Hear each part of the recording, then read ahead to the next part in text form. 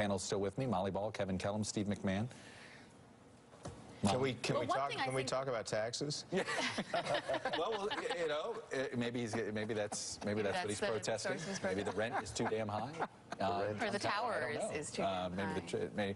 One thing I think we can safely say is unprecedented is a presidential nominee having his skyscraper climbed by a person. And by the way, as much as this all seems silly and all this is dangerous. This is dangerous to the man running for president. This is dangerous, and like this campaign has gotten out of whack.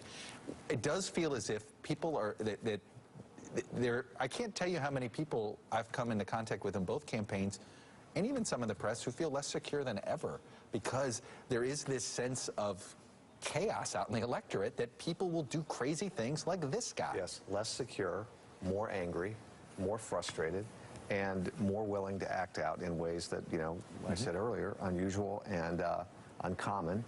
Fortunately for this person, the only person in danger here appears to be the gentleman who's climbing the Trump Tower. No, and you hope that that's the limit of this kind of acting out. And look, this is a man who's running for no one else. This is a man, the person who obviously whose name is on this tower is a man running for president.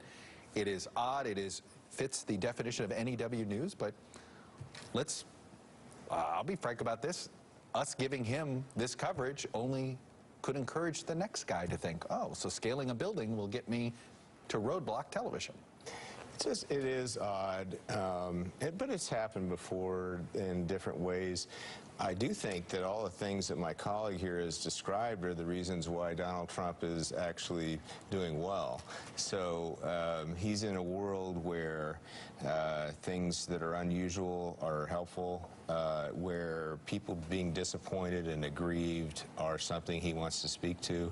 I don't want to make too much of it because this could be a one-off. Well, and that's the other thing. It's like, you know, again, and I feel like this is completely absurd. And this is like, I can't believe we're on one hand. On the other hand, this man could be very dangerous. And we shouldn't want to make light of that either. That's right. And there does seem to be a level, but I think maybe that's the double-edged sword of this whole campaign, if we want to turn it into a metaphor, is that it does alternately seem absurd and threatening. And sometimes if you don't take it seriously, it can all seem like a big joke. And on the other hand, when you think about the consequences of a lot of this stuff, it's not so funny anymore. And like, you're right, that is this campaign in a nutshell. It's absurd. You want to laugh sometimes, but you also want to cry. There's also, I mean, someone, not here, but tried to connect the argument about gun control with acts of this nature. And, you know, this is a little bit out there, but in May 24 of 2008, the New York Times, direct quote, Hillary defended staying in the Democratic primary because, quote, we all remember Bobby Kennedy was assassinated in June. And people rightfully condemned her for saying that. Yeah. So because you're making an illusion. Right, and she took it back. There's a disconnect there that But she didn't accuse people of taking her words the wrong way. She took it back. She took it back. Why didn't Trump take that back? I mean, I understand that. Why didn't he admit that phrase was that you know what?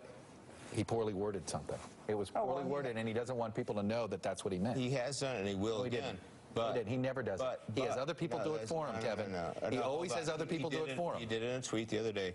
Look, what, on the Iran footage? I completely agree with his defense of the Second Amendment, and I think, a reasonable person. I understand that in a campaign reference, but he didn't speak it to that way. But look, this is another topic.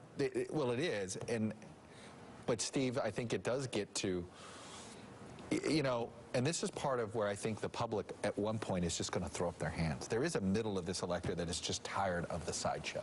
There's exhausted, what did we just call it, OFF? There's outrage fatigue. Outrage fatigue. Yeah. But there's also, I think we're in this, this is the absurdity of this campaign. This is right now a group of Trump supporters that can't stand Hillary Clinton and the choice they have there. There's a group of Hillary Clinton supporters that can't stand Donald Trump. If there were a purple party, dare I say. Yeah, I know. You and the purple strategy, brother. No, but seriously, there's a large group of people out there who are rejecting both status quos.